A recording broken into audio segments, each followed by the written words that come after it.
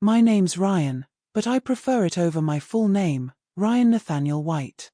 I'm 13 and the youngest of 4 kids, and the only boy. My sisters, Angela, 18, Rebecca, 16, and Chloe, 14, and my mom, Karen, a successful criminal defense attorney, make up our family. Mom's a hard worker, often putting in 16-hour days, and sometimes being away from home for several days. Growing up, I had to become independent early. I have no memory of my dad, who passed away in a plane crash when I was 3, and Mom never remarried or dated much.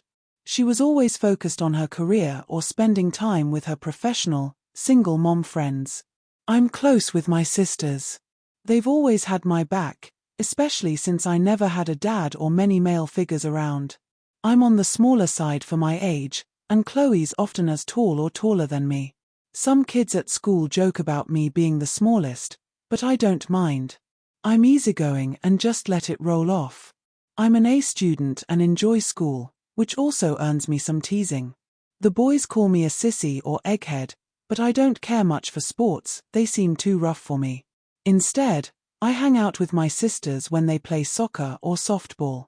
I even learned to play soccer as well as them by the time I was 9. My mom has a twin sister, Denise, who lives 25 miles away. She was a nurse before becoming a doctor after her divorce. Denise also has 3 daughters, Cynthia, 20, Sarah, 15, and Michelle, 13, who shares my birthday. Michelle and I always seem to have a special connection, probably because we were born so close in time.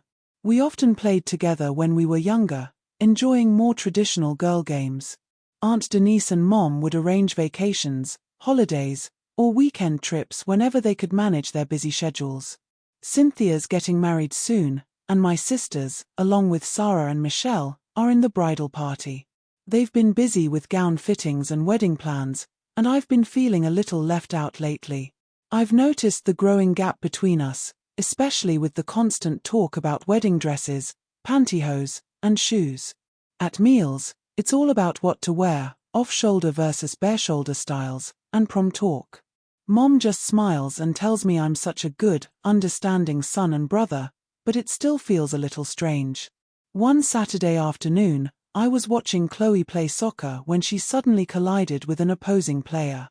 She hit the ground hard and didn't move for several minutes. I was terrified as she lay there, unconscious. When the coaches finally managed to wake her, it was clear she was in pain, tears filled her eyes. One of the coaches immediately called 911. Within minutes, EMTs arrived and began treating her. They started in 4 and spoke to a nearby hospital, explaining her condition and what steps they were taking.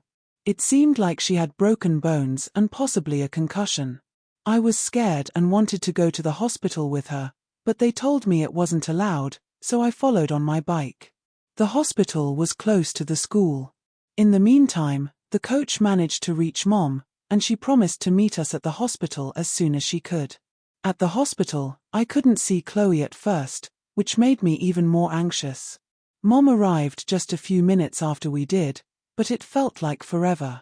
She asked what happened, and I explained everything I knew. A few minutes later, a doctor came out to speak to Mom. Chloe was about to go into surgery. The doctor explained that she had a severe hip fracture, and surgery was needed to reset the broken bones. I started to panic, but Mom stayed calm. We got to see Chloe before she was taken upstairs for surgery. She was more comfortable now, thanks to pain medication. About an hour later, the doctor returned to update us. The X-rays confirmed that Chloe had several broken bones in her leg and hip. They had inserted pins and a cast that would stay on for up to 6 months. She would have to stay in the hospital for at least a week, on complete bed rest, and would only be able to go home if she stayed in a hospital bed to keep her leg still. When we got to her room, Chloe was awake but drowsy. Tears filled her eyes as she said, "Oh, Mom, what a mess I've made of myself." Mom reassured her, "Don't feel bad. The important thing is that you're going to be okay." I looked at Chloe lying there in the bed, looking so vulnerable. I could barely say, "Hi, Chloe, does it hurt much?" She tried to smile and said, See, you thought the boys played rough, but look what happened to me. Yeah, you really took a hit out there, I replied, touching her hand. You had me scared for a minute, sis. Chloe smiled weakly and asked me to hold her hand. A little later, Angie and Becky came in, and we were all together again. After a while, we left so Chloe could rest. Over the next few days, I visited Chloe every afternoon after school. By day 3, she was in better spirits. Her soccer teammates had visited just before I arrived. I knew all of them, they recognized me since I'd been to almost every practice and game. Our town was small, and the soccer team only had one extra player above the minimum required for the state league. If anyone else got hurt, they would have to forfeit the rest of the season. Chloe was the team's best scorer and also strong in defense. Now, with her out, the team's hopes of winning the state championship were dashed, but they still wanted to lift her spirits. She felt guilty about letting the team down, but they tried to keep her from feeling worse. On day 9, Mom and Aunt Denise arranged for Chloe to be moved home. They rented a hospital bed and all the necessary equipment to keep her leg and hip immobile for proper healing. Chloe was already bored. She was an active teenager who hated being stuck in bed, but she was grateful that I visited every day after school to keep her company. She apologized constantly, feeling like she was stopping me from doing things I wanted. I reassured her that I was happy to be there and keep her company. We played board games, video games, and wore out my Xbox. We watched TV, movies, or just talked. I grew even closer to Chloe, and since Angie and Becky had jobs, boyfriends, and homework, I spent more time with her. On day 12, the soccer team came by again, but this time the mood was different. The girl who had been filling in for Chloe was leaving town in a few days because her father had to move for work. This left the team one player short, which meant they'd have to forfeit their remaining 6 games, ending their season. There were plenty of tears that day. They tried to recruit other girls, but no one was interested or had the time. I just sat quietly, feeling just as sad as they were. The room felt unusually silent until Emma, the team captain, spoke up. "Wait a minute," she said. "Ryan knows all of us. He's practiced with us and knows our moves." Emma stood up and walked over to me. "Ryan, stand up." Confused, I stood up. She sized me up, looking me over from head to toe. "I think we have a way to keep playing, if Ryan's willing to help us," she said. "I can't play on a girls' soccer team," I replied. "Why not?" Emma asked. The other girls, including Chloe, agreed. "I'm not a girl," I said. "No one will know," Emma insisted. "You and Chloe look almost like twins anyway. You'd be surprised what we can do if you let us try." The girls all started pleading with me to say yes. "But how could we fool Coach Haverhill?" I asked.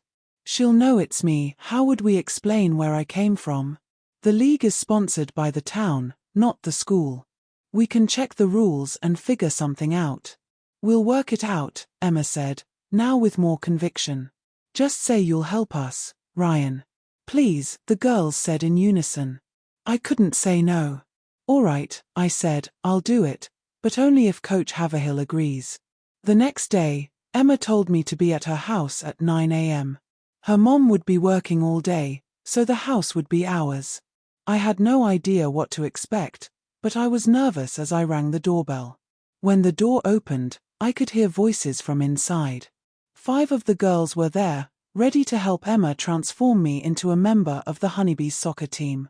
I had light, almost blonde hair that I kept long, nearly to my shoulders. It was naturally curly and easy to manage. I also had very little body hair, just a bit of fuzz on my legs. As the girls took a good look at me, I felt like I was being inspected, as if I were about to be sold. Emma took my hand and led me to her room. She was the oldest, almost 16, while the other girls were around my age, 13 to 14. "This is going to be easier than I thought," Emma said. She pointed to the bed where the uniform was laid out. The soccer uniform was fine, but what worried me were the other clothes. Next to the uniform were a light pink bra and panty set, a white pleated skirt, and a tank top with honeybees printed across the chest in yellow and black, along with a picture of a honeybee on the skirt. The knee-high socks were yellow with black trim and the same honeybee image. I had seen the uniform many times, but now the thought of wearing it felt terrifying. Emma told me, "Go into the bathroom and spread this cream on your legs.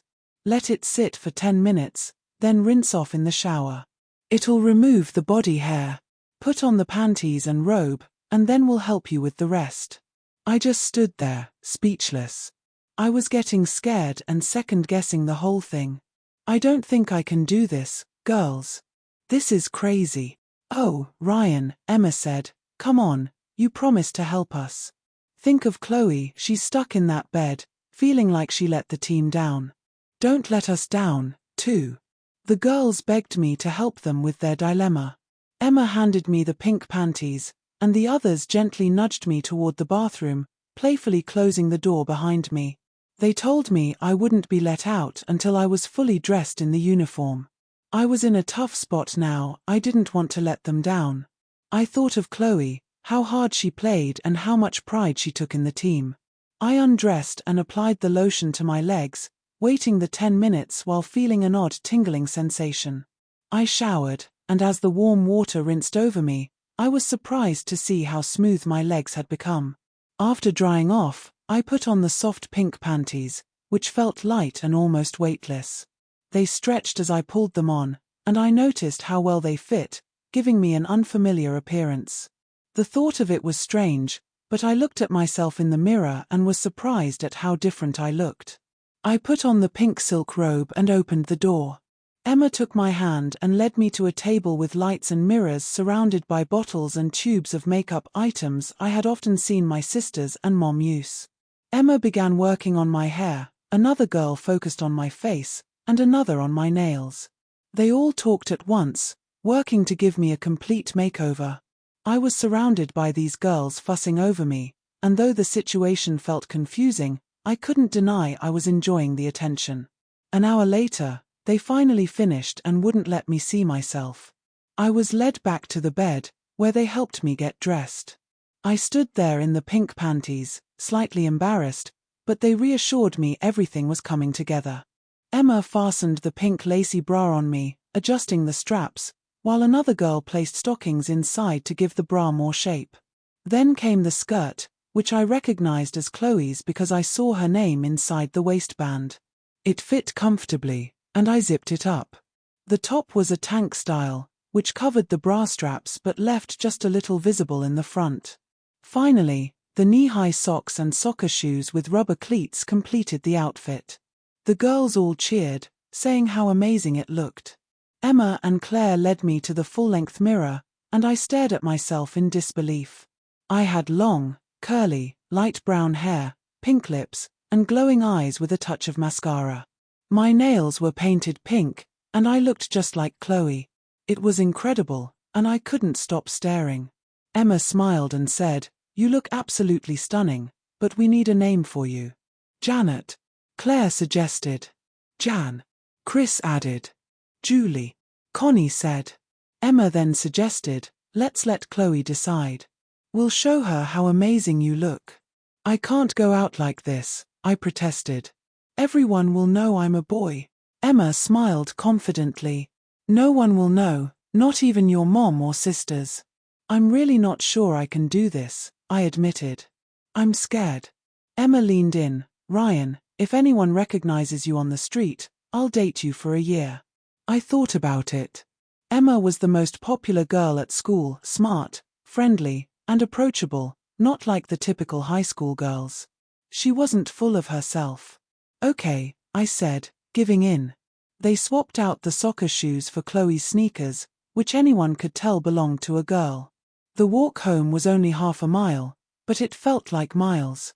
Walking with the 5 girls while dressed in Chloe's soccer outfit and underwear was surreal. I couldn't shake the feeling that I was dreaming, and any moment, I'd wake up. The girls entered Chloe's room, where she was sitting up reading the latest issue of Teen magazine. They had me hidden behind them so Chloe couldn't see me at first. "Ryan didn't do it, did he? I bet he skipped out." "Where is he?" Chloe asked. We haven't seen Ryan today, Emma said, but we got lucky and found a girl who can play soccer and is willing to join our team.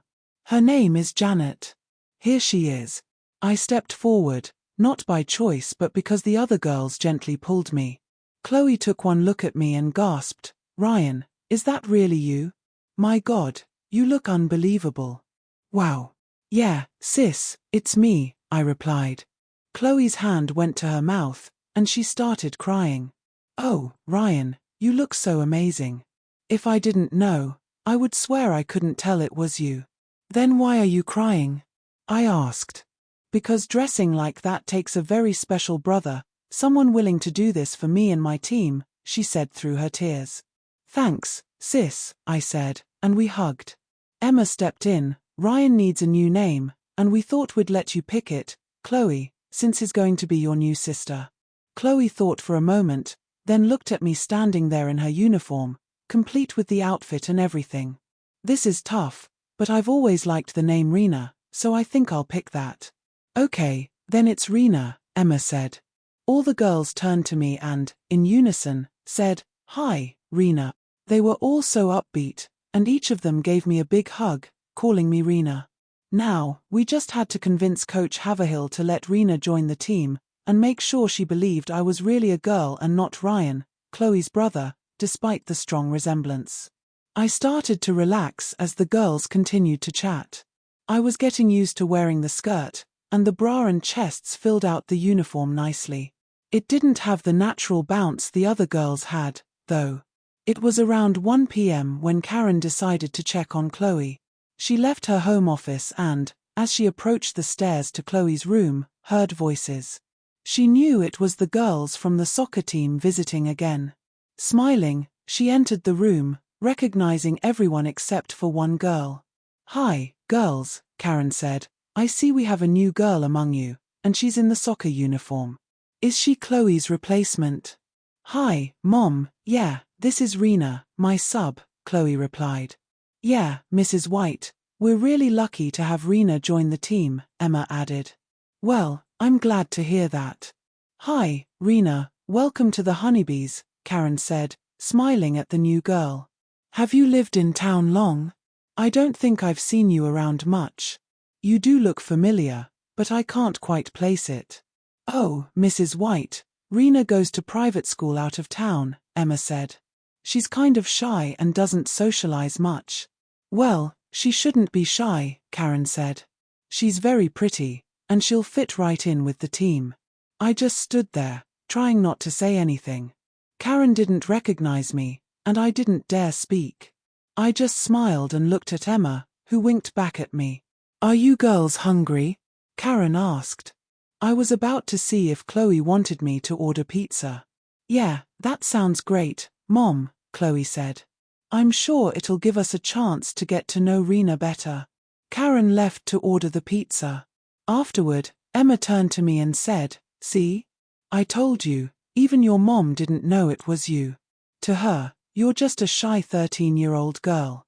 "Yeah, I guess you were right," I replied. "Don't worry, Ryan," Emma said with a smile. "I think I might start having a bit of a crush on you for being such a great guy. No other guy I know would ever do what you've done for us, and I'm really grateful." Karen returned an hour later with pizza, and Brad, a boy the girls knew, followed her into the room. He carried the pizza boxes and several bottles of diet soda.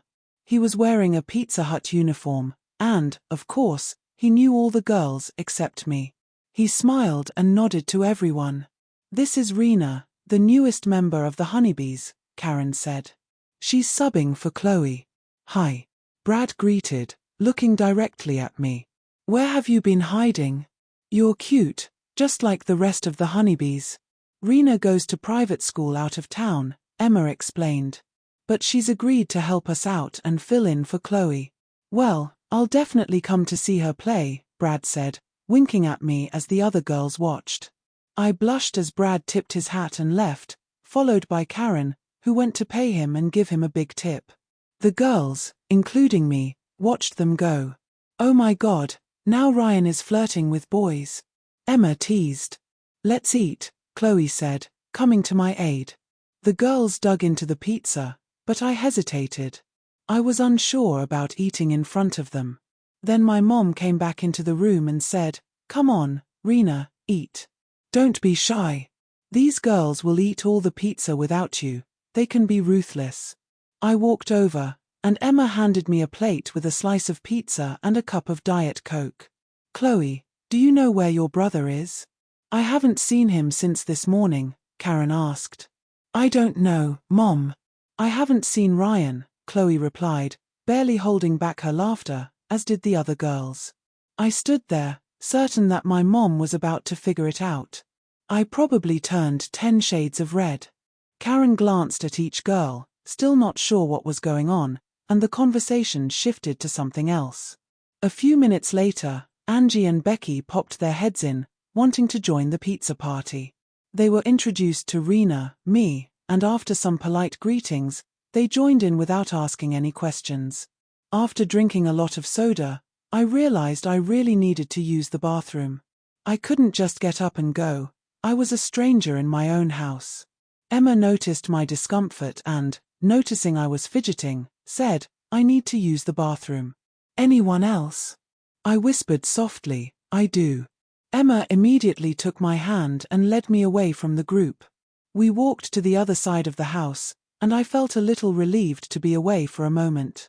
"See, Reena, I told you no one would know. Your mom and sisters still don't have a clue who you are," Emma said, squeezing my hand. "Ryan, you're a special guy for helping us and your sister like this. I really see you in a whole new light now. Thank you. It's definitely been memorable." "It's been fine so far, but I haven't played a game yet," I replied. Later that afternoon, Karen brought up the fact that Ryan was still missing and couldn't figure out where he was. The girls started laughing again, and Karen began to suspect they were all in on something she didn't know about. "Okay, girls, you know something about Ryan, don't you? What's going on?" Chloe laughed so hard, tears were streaming down her face. "Mom, take a real close look at Reena, and then you'll know." Chloe couldn't hold it back anymore and revealed their secret. Karen stood up, walked over to me, stared for a moment, then exclaimed, "Oh my God, Ryan, is that you under there? Okay, what's going on? Why are you dressed like that?" I stood there, speechless, glancing at my mom and Chloe for support. "I just wanted to help Chloe and the girls. That's all." Chloe quickly added, "Mom, we don't have enough girls to finish our games. We thought Ryan could pass for a replacement for the rest of the season. The rules say that all team members must wear the same uniform and be of a certain age, but nothing about gender. We read the rules twice. Ryan agreed to do this. We didn't force him." "Ryan, are you really okay with all of this?" Karen asked.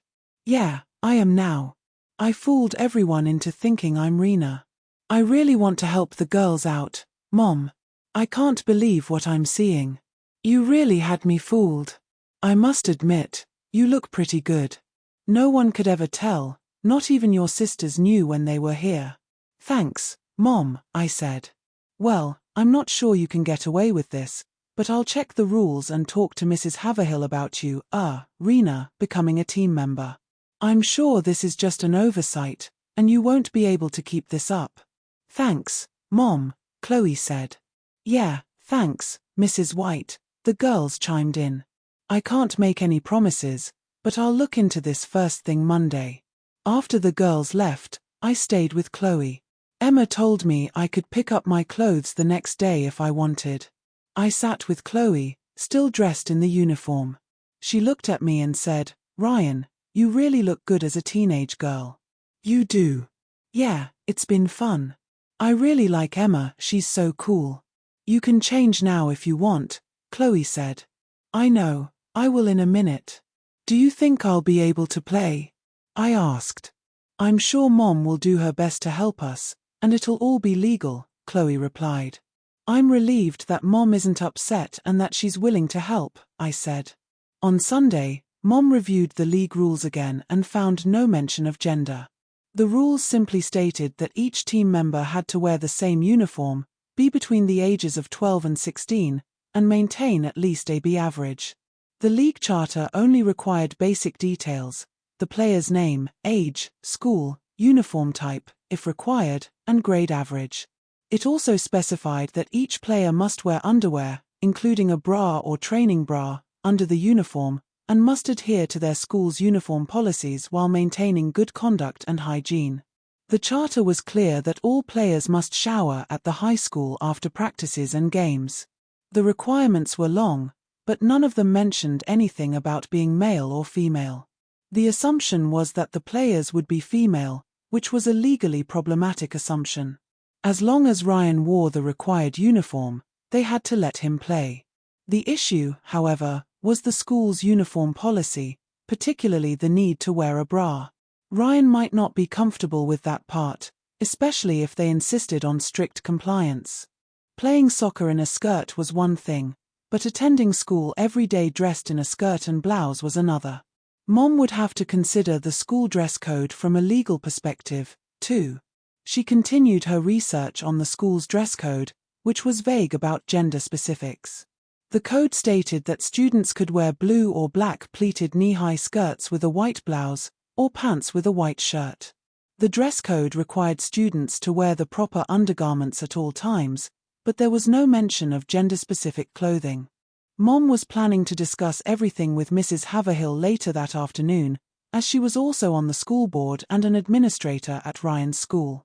On Wednesday night, a special meeting of the Recreation Department Sports League would decide whether Ryan could play on the girls' soccer team. I had to appear in full uniform as a witness. All the girls would be there, except for Chloe, and Mom would be there for support. The Rules Committee was trying to find a way to prevent Ryan from playing, but the rules didn't say anything about boys joining a girls' team. The discussions went on for nearly 2 hours. Mom was making a strong case; they had no choice but to let me play. Then Mrs. Harris brought up the school uniform requirement. She argued that, since I was a boy attending school, I shouldn't be allowed to play on the girls' team, regardless of the league's rules. The conversation then shifted to the school's requirements, and things started to spiral. The girls were worried that if I couldn't play, they'd forfeit the remaining games, and all their hard work would be wasted. Mrs. Haverhill said she would bring it up at the school board meeting the next evening. She turned to me and started asking questions about my willingness to continue playing the role of a girl to stay on the team. The rules were clear that they didn't exclude boys, but it was evident I'd have to follow the full uniform requirements, including wearing the appropriate undergarments. I told her I would do anything to help the girls. I even said I was willing to attend school dressed in a girl's uniform if that's what it took. Mrs. Haverhill smiled, thanked me for my honesty, and ended the meeting, pending the school board's decision about whether I would be allowed to attend school in a girl's uniform. By Friday, the decision was made: I would play in Saturday's game. On Monday, I was required to attend school as Reena. I was assigned a separate shower, changing area, and bathroom. The girls were thrilled, and I was in shock. What had I gotten myself into? Mom just smiled and said, "Well, now you've really gotten yourself into a pickle. Don't forget to join me on Patreon for exclusive content,